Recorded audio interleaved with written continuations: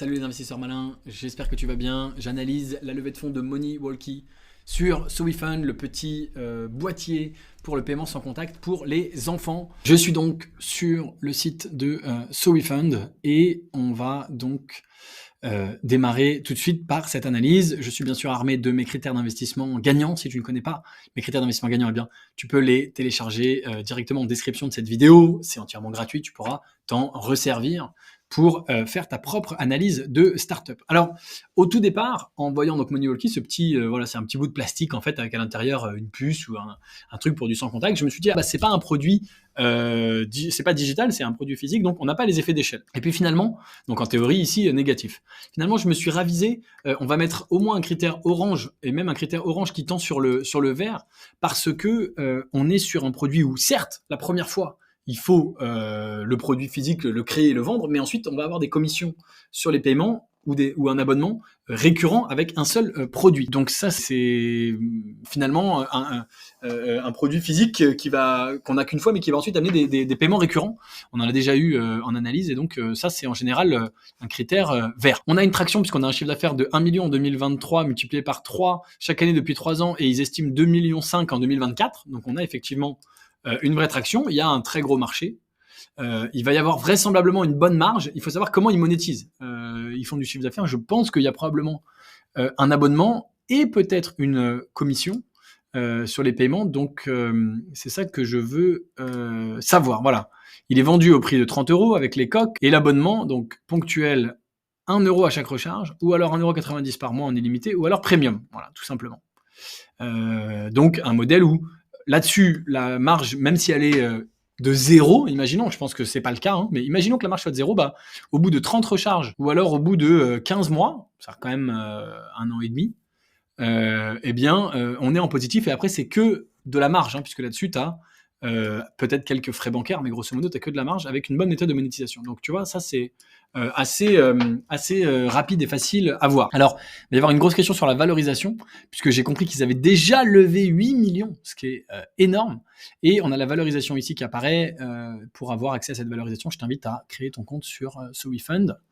Et donc, pour 2,5 millions de chiffre d'affaires, on est sur quelque chose alors c'est toujours difficile pour moi de juger parce que moi j'ai l'habitude des valorisations américaines. Donc si c'était aux États-Unis, dans la Silicon Valley, ce serait très bien.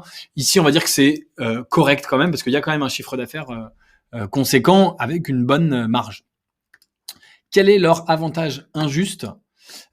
C'est probablement bien sûr leur partenariat avec BPCE, la Banque Postale, etc., qui sont d'ailleurs investisseurs chez eux, voilà, avec partenaire mondial de Visa, partenariat de Paris 2024, même si maintenant c'est fini, hein, ça sert plus à rien, mais voilà, ils ont des mangas Naruto visiblement et Kung Fu Panda, donc ça aussi c'est des accords DreamWorks, Netflix, c'est des accords de distribution, donc il y a un certain nombre d'avantages injustes, des partenariats avec des banques et des distributeurs, ils sont déjà distribués dans les BPCE, des accords comme ça de je sais pas comment on appelle ça, de merchandising ou non c'est pas le mot, mais de licence, c'est écrit juste là, voilà, il suffit de lire, parfait. Donc, rappelle-toi, on essaie toujours de répondre à la question, est-ce que toi et moi, on peut venir les concurrencer et faire pareil facilement ? La réponse est, si on veut les concurrencer et faire pareil, il faut renégocier tout ça, et donc, ils ont pas mal d'avance, plus leur communauté.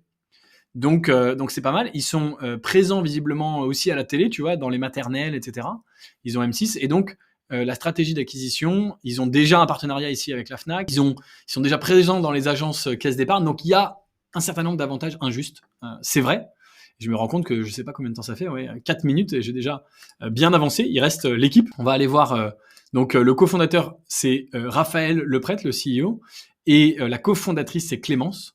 Donc on va aller voir leurs deux profils, puisque ici, Paul et Antoine, il n'y a pas écrit qu'ils seraient cofondateurs. Donc on a ici 2 cofondateurs. On va aller voir leur profil sur LinkedIn. On va chercher, bien sûr, comme d'habitude, à savoir s'ils sont déjà expérimentés en entrepreneuriat au préalable ou pas, et si ils sont complémentaires.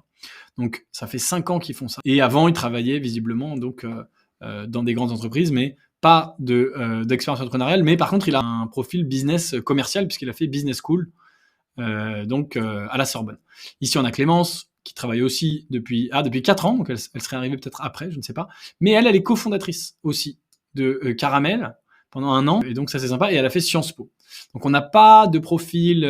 Si, remarque, on a un profil ici, et commercial, parce qu'il a fait une business school, et finance, parce qu'il a travaillé chez HSBC, bon c'est seulement 1 an, mais ici il était en finance quand même chez EY, bon.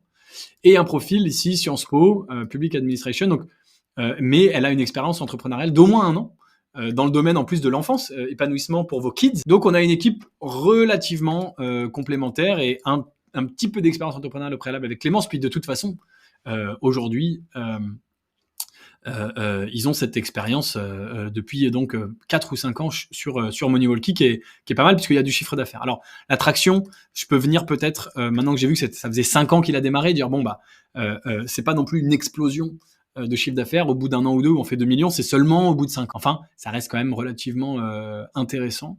Donc voilà pour mes critères. En fait, bah, très rapide, il n'y a pas besoin d'en faire plus. Si l'analyse est vite faite, elle est vite faite.